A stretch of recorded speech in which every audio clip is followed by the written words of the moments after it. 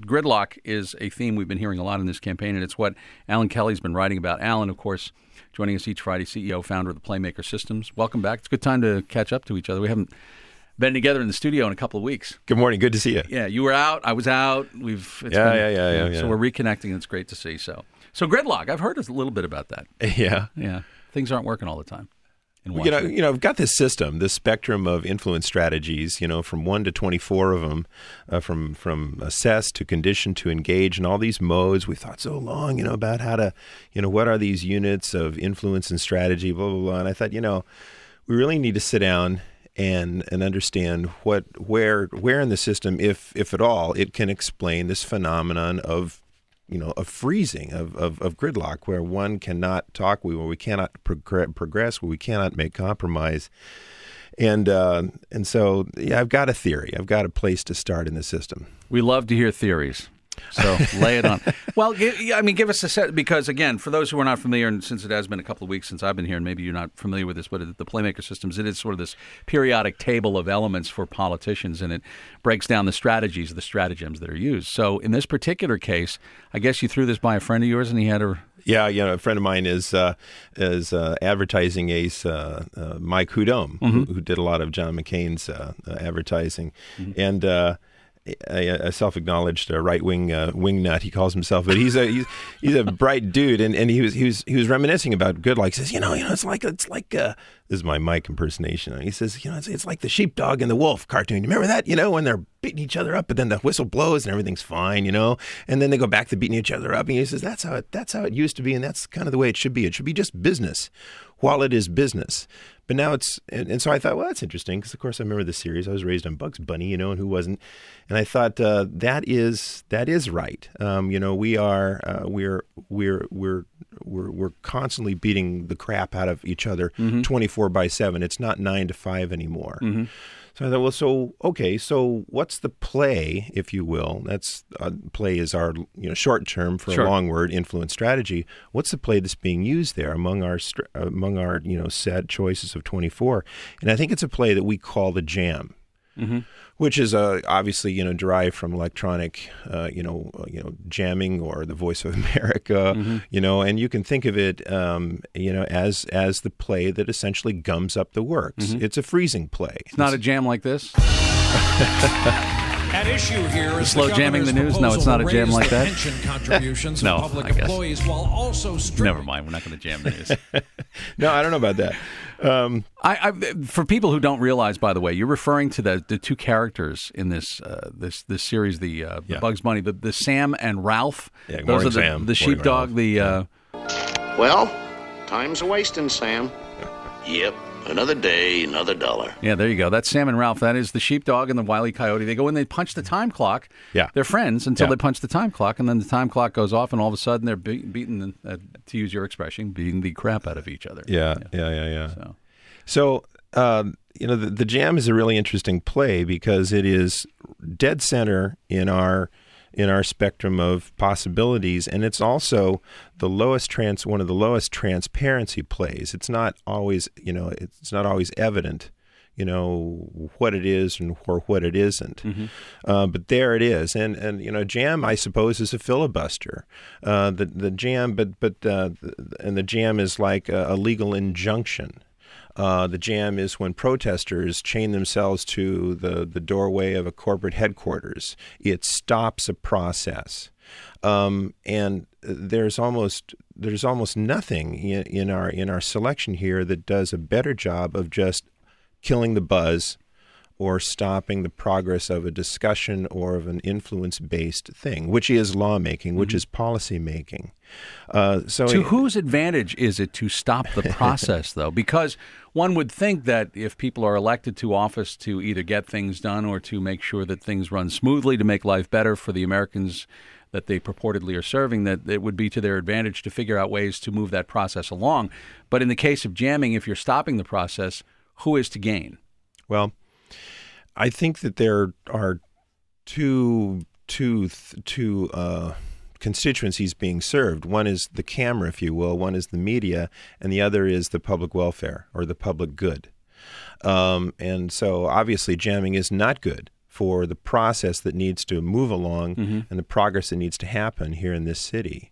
But it is important for a politician right now to be seen as being very, very tough, to be seen as not to compromise and to hold the ground, to hold the ground of his particular party. So jams look real good. Jams are very much made for media, and when you're up for re-election, they also play well to, I guess, your most fervid followers. They are the ones who are looking to you as the hero for standing up to principle and doing what you were elected to do, which is to represent them and to represent their, in their case, maybe a very strong ideology. But I think that there are plays that come in and out of fashion. We've talked a lot about the label. You're a flip-flopper. You're a Michigan liberal or whatever. Massachusetts moderate. Right. Blah blah blah. And the label is becoming overused. Well, I think the jam is possibly on the block as well. For this cycle, it's being overused because it's creating an inability to reason and an inability to move the process forward. And so the base who likes the play is starting to, it's becoming suspect. They can see that it's not working, and they may not want, in fact, their elected officials to be using it. Or maybe the base is just shrinking in size, and that the people who are totally wedded to a point of view are finally, that group is getting smaller and smaller as people are trying to get more and more encouragement to do something. I tend to see signs of this, too, because when you listen to the rhetoric of politicians on the Hill, Eric Cantor's jobs bill a couple of weeks ago was a perfect example of this. Eric Cantor, the majority leader in the House of Representatives, sitting down with the president at the White House for the signing of a jobs bill that some Democrats didn't particularly care for because they thought that it didn't have enough consumer protections. But it was a way for the White House and for some Republicans to say, we can make something happen. And it did pass the Senate, too. And it may not have been a big bill. It may not have been a huge thing, but it was one that even Republicans and Democrats both latched onto as an opportunity to say, hey, look, we're doing something. It's not like we can only name post offices. Right.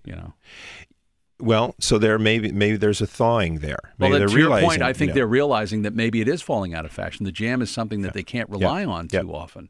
One of my students at GW, a sharp kid named David Haddock, was looking at this, and he said, I know what a jam. An example of a jam is when a representative, a congressman, or a president, they just simply say no. One guy says, Boehner says, well, we ought to advance and continue the Bush tax cuts. And the other person says, no. One person says, Obama says, well, we should give food to North Korea. And Mitt Romney says, no. It's a folding of the arms. It's a pursing of the lips. It's this childish refusal not to do anything. That's a jam. How do you stop it, or how do you fight it? Well, we go in our system to something we call standard guidance. And there are a couple of ideas here. You can use a play called a challenge, which is sort of an appeal to reason. Something along the lines of to say, hey, look, let's stop refusing. Let's just find something to agree on. And maybe that's what happened with Cantor. Another idea is that you could perhaps, you could bait your opponent. For example, you could say something along the lines, listen, can you say anything but no? Look, if I claim on the House floor that your mother is a saint, will you respond to no as well? There. So you bait them into a conversation of just how hardline and ridiculous are you. In line with that, when Democrats, for example, often use the expression the Republicans are the parties of no, would that be a bait there, or would that be a label that's being used in response to a jam? I would say probably a label. If they said, can they do anything but say no, that's a bait. Okay. All right. So, and as you say, labels, it sort of depends on if you overuse them, and after a while, people just... That's right. I'd be really interested in the next cycle to see, we actually don't have a protocol for measuring, instances or frequency of use, but I would have to think that the use of the label will be down, and the use of the jam will definitely be down. Okay. And some other methods, I guess you've mentioned you can use the bait or you can use the challenge, but I think there's a couple of other ways you say. Like a peacock? Well, you could use a peacock, and you could call attention to the jammer's jam. This I'm reading from my blog here for a made-for-media stunt. You could say, look, I'm going to cross my arms and hold my breath until I pass out right here on the Capitol steps. Okay, you can do that does harken back to a child, does it not? Yes, it does, but it does actually call attention to the actual play that the other player's objecting to. They could run a red herring. A red herring is our word for the diversionary tactic, when you throw something off course to have pursuer go in that direction. Something along the lines of, say, look, by refusing to budge, the representative has disemboweled the political process and her constituents' needs. You go ask them. The go ask them is a challenge to go over there and to pursue that course. In other words, to go off course from the course that they're currently pursuing. So it's a red herring, it's a diversionary tactic. So there's 4 or 5 sort of standard ways, why we call it standard guidance, for countering or bending or blunting that particular play of the jam. But ultimately, if you have the power for the jam, in other words, if you are, well, look at the House and the Senate. If you're in the House, and if you run the House and the president wants to do something and the House says no because we are the Republican-run House, then ultimately you don't have something happen, right? I mean, you are in control. Or if the president, because the Senate is so close, Democrats and Republicans, unless there's a really ideological fallout between the president and Democrats, chances are he vetoes something. It doesn't wind up being overridden by the Senate. So if you have the power and you really have that kind of, I guess, juice behind your jam, if you don't mind my mixing all these breakfast fruits and vegetables and foodstuffs. Okay, but if you have that behind you, then your jam cannot really be overcome, right? No, but if you have more juice than the other guy, the president in particular, you have a better ability by way of the bully pulpit to illuminate or to shed light on the strategies or the plays that are being run. Cantor doesn't have quite the ability to lay out and diagnose and dissect all the plays that Axelrod has in store. He just doesn't have the position or the power.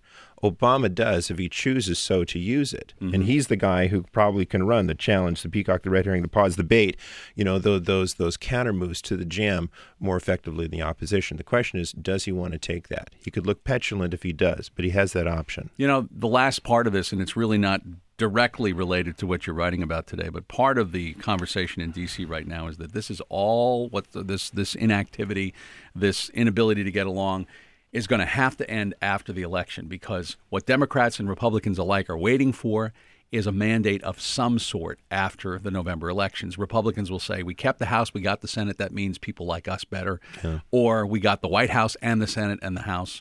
Or Democrats are going to say, we kept the Senate, we kept the White House, Republicans, you better back off because people are saying they want this. On the other hand, they've got things they have to determine. They have to decide what to do about the Bush tax cuts. They have to decide what to do about the payroll tax holiday, which expires at the end of this year. They have to fix the alternative minimum tax. They have to do something about the donut hall, so-called, the Medicare fix, the doc fix. They have all these things that need to be taken care of.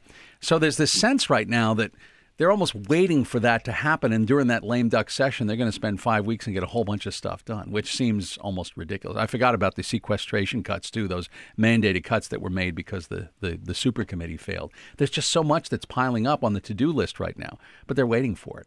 And that seems to be the attitude right now. And I don't know that there's a play attached to that, but I just am seeing this as the theme that is overtaken the Hill right now. Well, that's when Mike Coudome started talking about Bugs Bunny. That's what I started thinking about. Is what are the influence strategies that could move the ball forward rather than to stop it?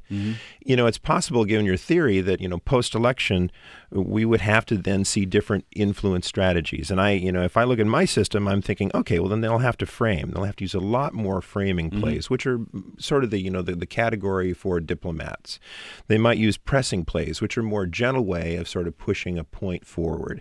But they won't use diverting plays like red herrings. They're not going to use freezing plays, which we talked about, like the label and things like that. So it's interesting. Maybe the model will flip as we move into the new cycle. Maybe not, but we'd hope so. Well, we would hope it would be. Well, better luck next time, Ralph.